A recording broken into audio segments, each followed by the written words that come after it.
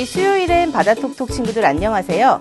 선생님은 갯벌에 사는 바다생물 친구들을 만나요 라는 주제로 우리 친구들과 함께 이야기 나눠볼 대전 관평초등학교 박상희 선생님입니다. 우리 친구들 보통 갯벌이라고 하면 무엇이 떠오르나요? 네, 선생님은 어릴 적에 부모님과 함께 갯벌에 놀러 갔던 경험도 떠오르고 또 우리 친구들과 함께 갯벌 탐험을 떠났던 기억도 떠오릅니다. 우리 친구들도 아마 여름철에 또는 겨울철, 가을철이라도 상관없어요. 부모님이나 또 선생님, 친구들과 함께 갯벌에 갔던 그런 기억들이 있을 것입니다. 네, 친구들, 갯벌은 어떤 곳일까요? 네, 갯벌이란 해수면이 높을 때는 잠기고 해수면이 낮을 때는 물 밖으로 드러나는 육지와 가까운 바다의 평탄한 그런 지형을 의미합니다. 이곳은 오랫동안 퇴적물이 쌓여서 만들어지는 해안 퇴적 지형이기 때문에 밀물과 썰물 차이가 큰 해안에 잘 생기는 지형입니다.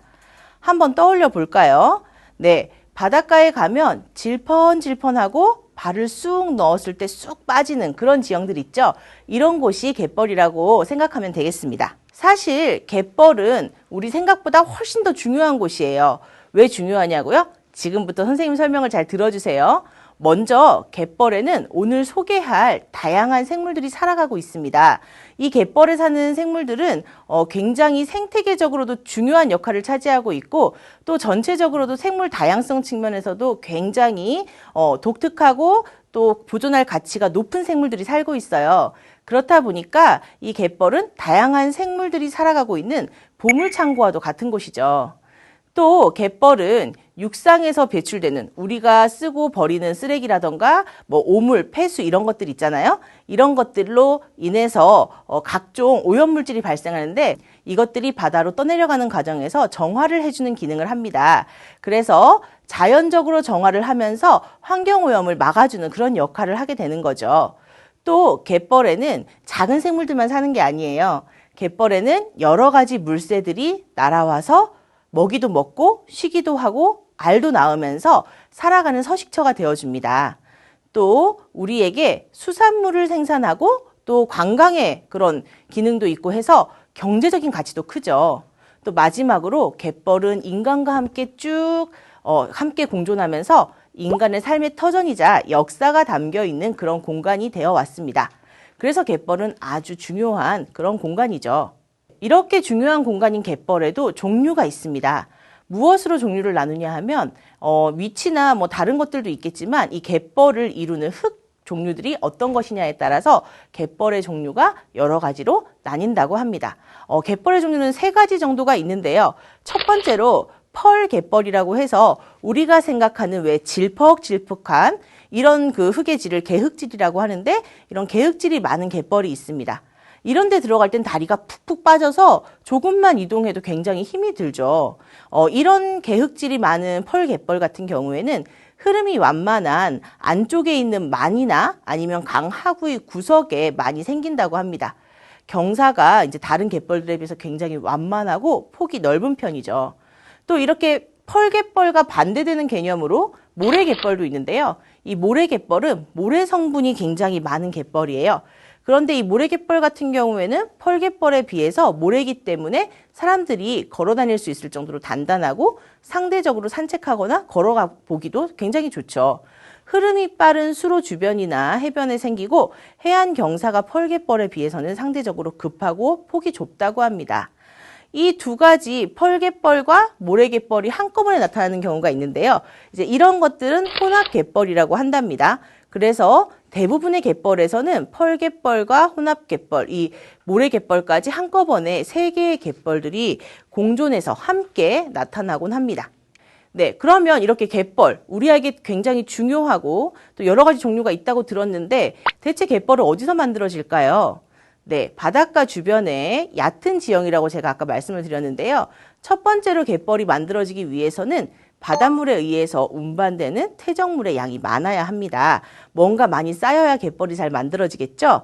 다음으로는 밀물과 썰물 때 바닷물의 높이차, 즉 우리 친구들이 알고 있는 조수간만의 차가 큰 곳에 잘 생깁니다. 또 우리나라 서해안이나 남해안처럼 해안선이 꼬불꼬불꼬불한 곳을 리아스식 해안이라고 하는데, 리아스식 해안과 같이 지형적인 이유로 파도의 힘이 약하면 갯벌이 잘 만들어집니다. 마지막으로는 바다의 경계가 완만하고 바닷물의 깊이가 얕아야 갯벌이 땅 위로 드러날 수 있겠죠.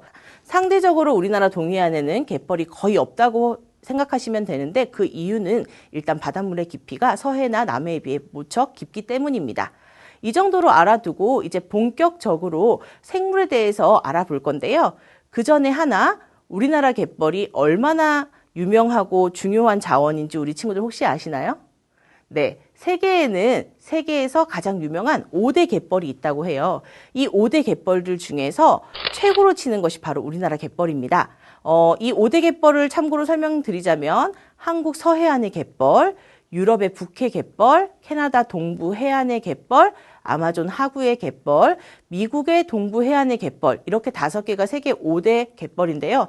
우리나라 서해안의 경우에는 바다의 파도가 잔잔하고 수심이 낮아서 갯벌이 굉장히 만들어지기 좋은 조건입니다.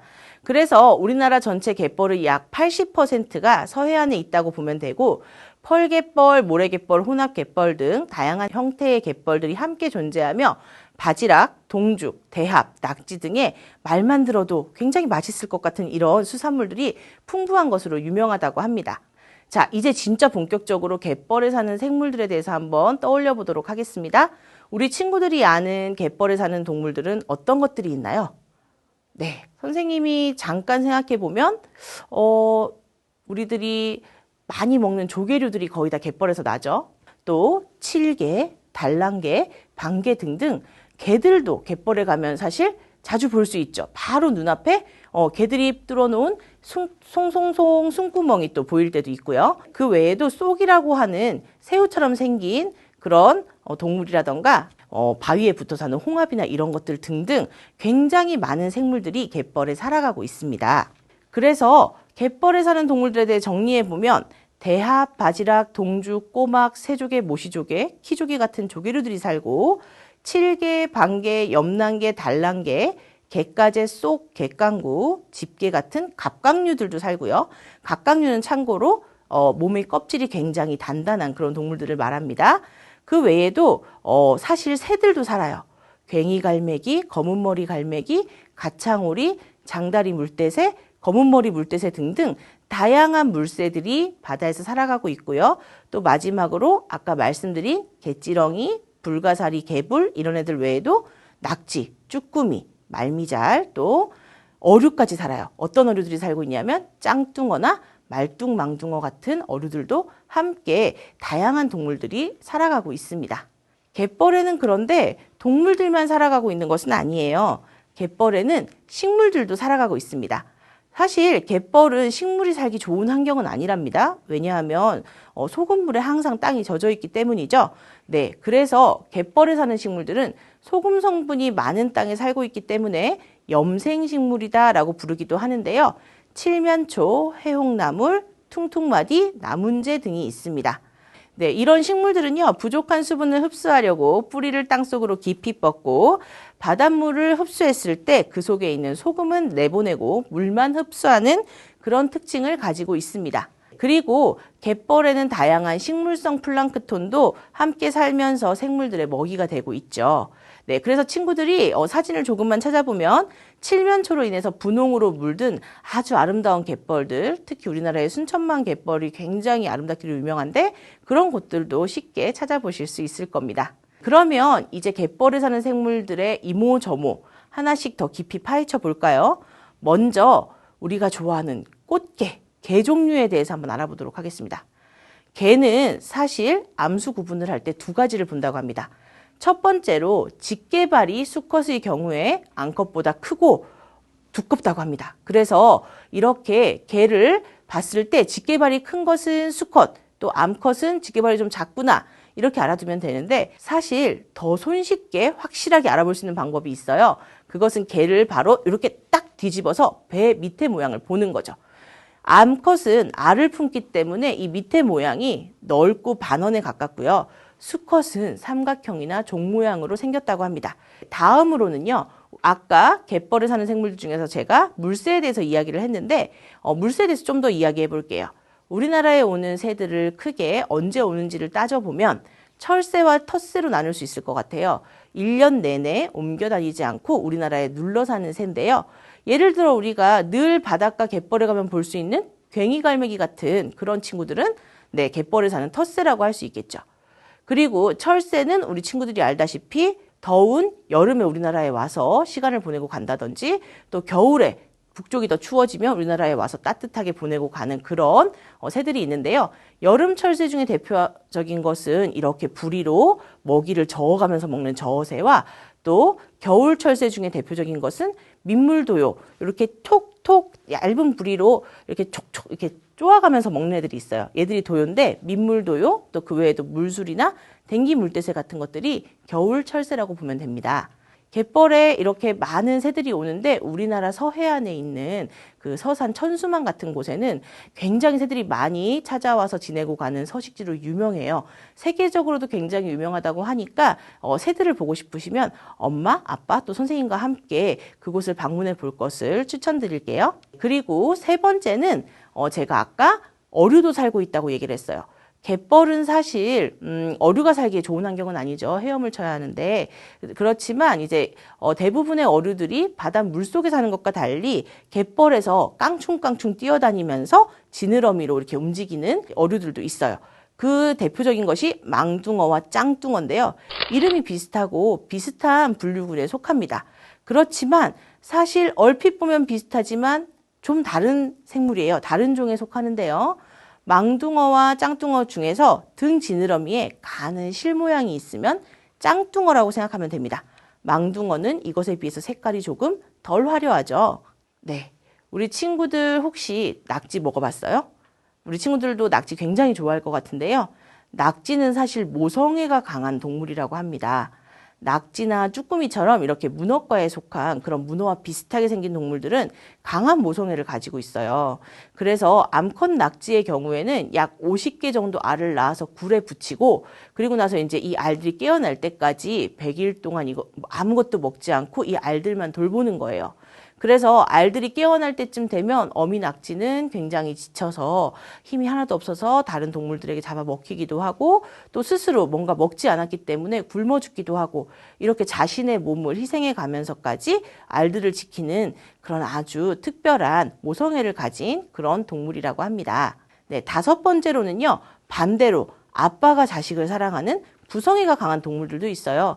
아까 말씀드린 짱뚱어가 바로 오늘의 주인공인데요. 산란철이 되면 이 수컷은 아가미와 지느러미, 아까 말했죠. 등에 흰 줄이 있다고.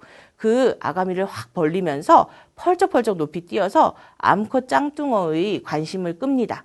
그래서 이렇게 구애작전이 성공해서 짝짓기를 하게 되면 알을 낳게 되는데 이때 눈에 너무 많이 띄어서 천적들로부터 많이 잡아먹히고 또 사람들도 이렇게 펄쩍펄쩍 뛰어다니는 짱뚱어를 잡게 되는 거죠.